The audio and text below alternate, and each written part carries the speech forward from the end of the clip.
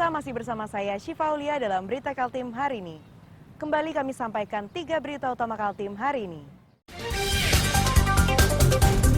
Beraba seorang wanita di Samarinda yang mengendarai sepeda motor hingga menyebabkan korban terjatuh ditetapkan menjadi tersangka.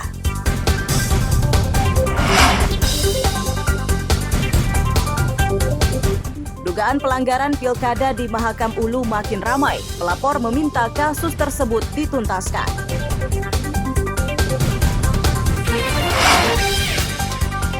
Es krim terbuat dari selada buatan seorang wanita di Tarakan digemari anak-anak dan kini dijual di sebuah kantin.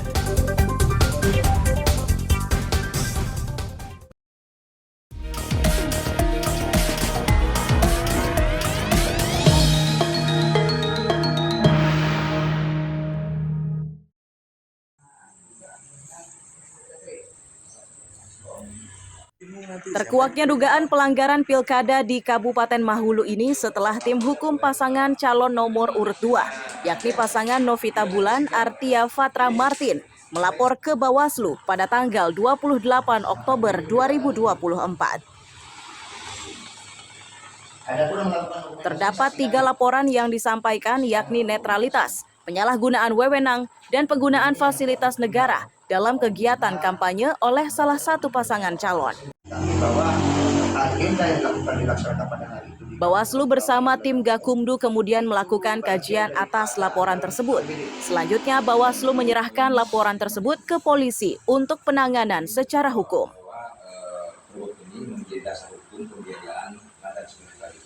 Baik, hari ini agenda kami ke Bawaslu adalah melaporkan. Kami ada membuat laporan, ada 3 laporan.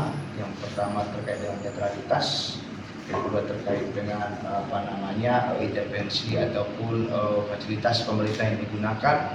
Kemudian yang ketiga ada beberapa oknum ASN yang kami laporkan yang terlibat dalam politik praktis, dan di dalam itu juga di laporan pertama itu terkait dengan fasilitas yang digunakan itu menguntungkan salah satu paslon dan merugikan beberapa paslon lain. Kalau mereka sudah melaporkan, kemudian kami melihat membuat kajian awal, kemudian setelah itu melakukan pleno untuk kajian awal, kemudian apabila dinyatakan lengkap langsung diregistrasi. Dalam 1 kali 24 jam itu harus sudah dilakukan kajian awal.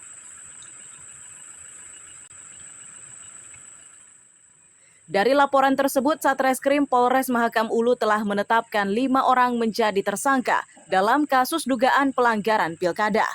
Penetapan itu menyusul dugaan penyalahgunaan fasilitas negara untuk kegiatan kampanye dari salah satu pasangan calon. Amir Hamzah dan tim liputan melaporkan dari Mahakam Ulu.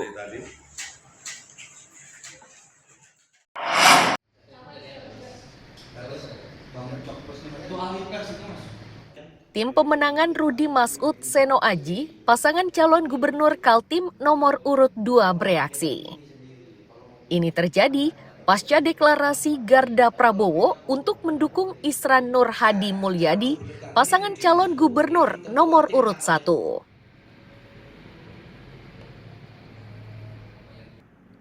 Tim pemenangan Rudi Seno bereaksi karena dukungan tersebut dinilai salah. Harusnya seluruh tim pemenangan Prabowo ikut mendukung dan memenangkan pasangan Rudi Seno, kata tim pemenangan Rudi Seno menegaskan. Untuk proses lainnya, tim ini menyerahkan sepenuhnya kepada Partai Gerindra. Kalau mau bikin opini, pantas dan melanggar norma kalau secara organisasi, nanti tinggal teman-teman Gerindra. Saya kebayangkan kalau Bang Alfred Sani selaku kawan saya, kolega saya, sahabat saya, udah pakai Perindo aja, kan Perindo ke sebelah lah. Kami juga merasa keberatan selaku tim kampanye Rudi Seno. Kalau nama Pak Prabowo Subianto untuk mendukung paslon lain sebagai tim kampanye. Nah, secara organisasi kan Gerindra otomatis secara Gerindra yang akan merapikan begitu. Aku dengar juga Pak Mas Budi Satrio juga udah kontak langsung dengan kawan militer di sini, memang dalam waktu dekat akan dirapikan dan didisiplinkan.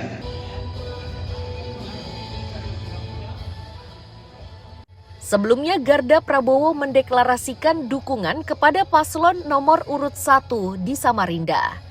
Mereka memastikan dukungan tersebut akan dilakukan merata di seluruh kabupaten dan kota Sekaltim.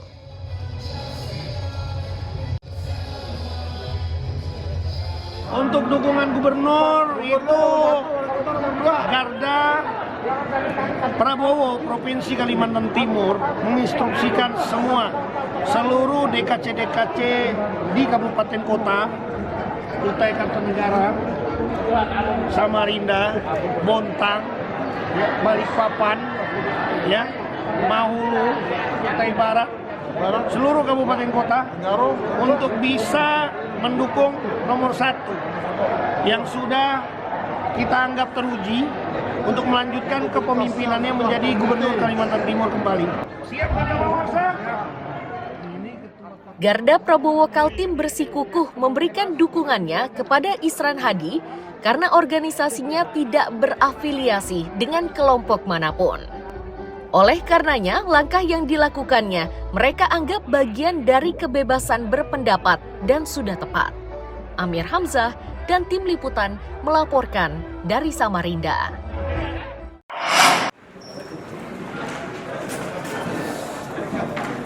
Satu demi satu personel kepolisian di lingkup Polda Kaltim diperiksa kesehatannya Rabu siang. Pemeriksaan kali ini ditujukan kepada polisi yang akan ditugaskan untuk pengamanan Pilkada serentak 2024. Kepala Subbidang Dokter Kepolisian Polda Kaltim menilai pemeriksaan kesehatan perlu dilakukan untuk memastikan kondisi personelnya sebelum menjalankan tugas. Dari pemeriksaan ini mereka dapat mendeteksi secara dini gejala penyakit yang terjadi pada personel pengamanan pilkada.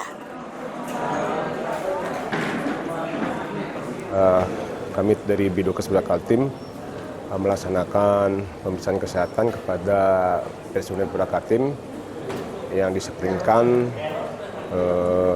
sebagai PAM TPS dalam Pilkada serentak tahun 2024. Adapun maksud pemeriksaan kesehatan ini adalah untuk mendeteksi secara dini jikalau ada personel yang telah disebutkan tersebut mengidap penyakit ataupun kelainan yang sekiranya dapat mengganggu dalam pelaksanaan tugas nanti. Nah, karena itu kami nanti akan setelah selesai melakukan pemeriksaan kesehatan ini akan membuat rekapitulasi hasil jika ada memang personel yang mengidap kelainan atau penyakit yang diduga nanti dapat mengganggu dalam pelaksanaan tugas sebagai PAM TPS akan kami rekomendasikan kepada Biro Operasional Polda Kaltim untuk diganti dengan personel lain yang lebih sehat. Untuk lingkup Polda Kaltim sebanyak 1.631 personel yang ditugaskan untuk membantu pengamanan Pilkada serentak 2024 yang digelar 27 November 2024. Amir Hamzah dan Riani Mantini melaporkan dari Balikpapan.